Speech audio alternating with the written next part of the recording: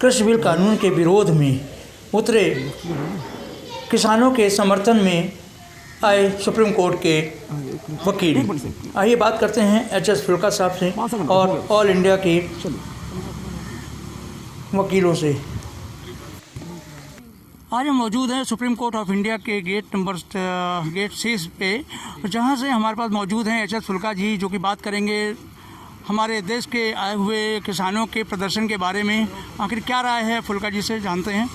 फुल्का साहब, आज जो प्रदर्शन हो रहा है किसानों का, उसके विषय में आप क्या कहना चाहते हैं। ये जो आज सुप्रीम कोर्ट के जो वकील हम यहाँ पे इकट्ठे हुए हैं, हम किसानों की मदद के लिए और उनको ये कहने के लिए कि हम किसानों के साथ हैं, इसलिए। और जो हरियाणा सरकार ने जो किसानों के ऊपर केस रजिस्टर किए हैं वो बहुत गलत किए हैं, और हम ये हरियाणा सरकार के इस एक्शन को कंडेम करते हैं और कहते हैं कि फ़ौरन वो सभी केस वापस लिए जाएं और किसानों का जो हक बनता है ये प्रोटेस्ट करने का, उनको प्रोटेस्ट का राइट दिया जाए और सरकार जल्दी से जल्दी किसानों की मांगों के ऊपर कोई ना कोई सलूशन निकाले।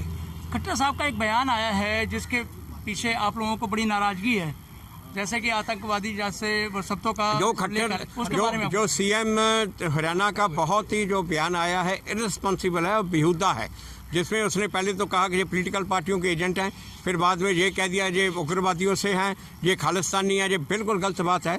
ये आम किसान हैं, ये जो आए हैं, ये हरियाणा से भी बहुत हैं जिसमें, और पंजाब से भी हैं। पंजाब से मेरे अपने गांव से बहुत लोग आए हुए हैं, और मुझे इस बात का मालूम है कि वो आम लोग हैं, किसी पॉलिटिकल पार्टी के साथ उनका कोई तल्लुक नहीं है।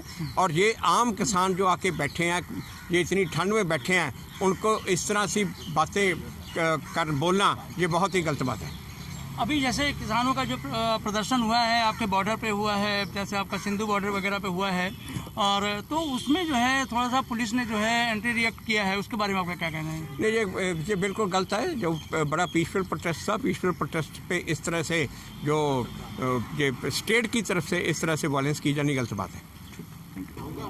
अभी हमारे साथ मौजूद हैं राजीव खोसला जी, जो कि सुप्रीम कोर्ट ऑफ इंडिया और 30 हजारी कोर्ट और हाई कोर्ट के कई काउंसिल्स के आप प्रेसिडेंट भी रह चुके हैं और बहुत हाई लेवल पे आप काम भी कर चुके हैं एसोसिएशन के साथ। आज हम बात करेंगे किसानों के मुद्दे पर, जो दिल्ली के अंदर किसान मौजूद हैं और आज प्रदर्शन के कगार पर खड़े हुए हैं, और प्रदर्शन में उनकी क्या भूमिका है, और वकील सुप्रीम कोर्ट ऑफ इंडिया के किस तरीके से उनका साथ दे रहे हैं, उनके सपोर्ट में खड़े हुए हैं, उसके बारे में बात करेंगे। राजीव खोसला जी, खोसला साहब, आज किसानों के बारे में आपका क्या कहना है और आप किस तरीके से सपोर्ट करते हैं। सबसे पहले तो मैं कंडेम करता हूँ जो इन पे जाके अश्रु गैस फेंका गया, चाहे हरियाणा के अंदर हो चाहे दिल्ली में हो। ये बहुत गलत काम हुआ।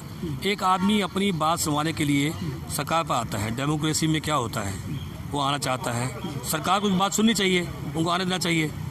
भारत सरकार उठ के पंजाब जा नहीं सकती, अब पंजाब से उठ के वो यहाँ आए हैं तो उनकी बात को सरकार को सुनना चाहिए था।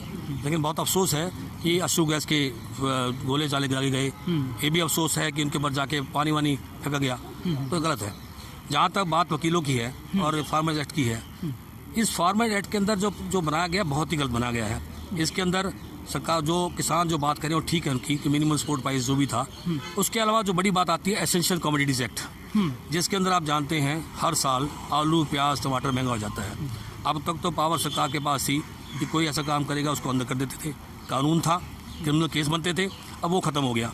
इसका असर जो है जनता पड़ेगा, एक गरीब जनता पर जो आलू प्याज टमाटर खाती रहती है पड़ेगा। अब जहाँ तक बात आती है दूसरी, न्याय प्रणाली। देखिए, एक डेमोक्रेसी के अंदर सिस्टम था न्याय प्रणाली के अंदर, जिस आदमी का भी कोई झगड़ा होता था, डिस्प्यूट होता था, वो कोर्ट में जाता था। कोर्ट कौन सी होती थी? District court, high court, supreme court. सरकार ने क्या किया है, डिस्ट्रिक्ट कोर्ट की से सब पावर खत्म कर दी है। डिस्ट्रिक्ट कोर्ट पर जा ही नहीं सकता, ये पावर दे दी है एसडीएम एडीएम को। एसडीएम एडीएम जो होते हैं सरकार के नुमाइंदे होते हैं, सरकार की मर्जी पर होते हैं। किसी एडीएम एसडीएम अगर मंत्री जी बात नहीं मानेगा, दिल्ली की बात छोड़ दीजिए, या सेंट्रल गवर्नमेंट का इंफ्लुएंस है, बाकी हर स्टेट के अंदर वो 1 मिनट में उसको ट्रांसफर कर देंगे। तो एसडीएम एडीएम के पास आज भी जानते हैं उनके यहाँ जो करप्शन है बहुत है, आप पता करिए जा कहीं भी जाके। दूसरी बात है, सरकार की बात उनको सुननी पड़ेगी, नहीं तो तबादला हो जाएगा। तो न्याय कहाँ मिलेगा? एक तरफ तो किसान 2 एकड़ का किसान होगा, न्याय मांगने जाएगा, दूसरी तरफ कौन आएगा? दूसरी तरफ से बड़ी लॉ फर्म आ जाएगी, जिसको उस आदमी ने 200 एकड़ जमीन ले रखी, उसका ले रखी होगी, अडानी किसी और ने ले रखी होगी, तो वो आदमी जाके किसान को न्याय नहीं मिलने देगा। अब तक जो है डिस्ट्रिक्ट कोर्ट के अंदर था, डिस्ट्रिक्ट कोर्ट के अंदर फिर भी एक आम आदमी आता है, उसके अंदर जाके पेश होता है तो उसको न्याय मिलने की संभावना होती है, लेकिन एसडीएम मीटिंग के पास कोई संभावना नहीं है।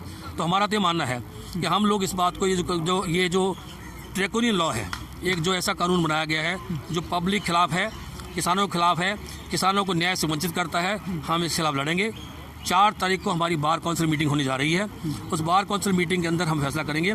अगर फैसला हो जाता है, हो सकता है हम ऑल इंडिया एजिटेशन करें और सरकार को मजबूर कर दें कि सरकार ये जो गंदे जो इसमें कानून बनाए गए हैं उस वापस ले।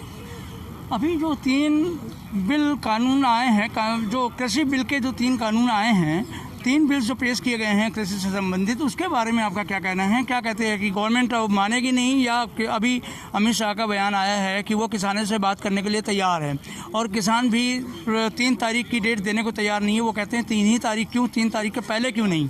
तो इसके बारे में आपका क्या कहना है? ये आप ठीक कह रहे हैं।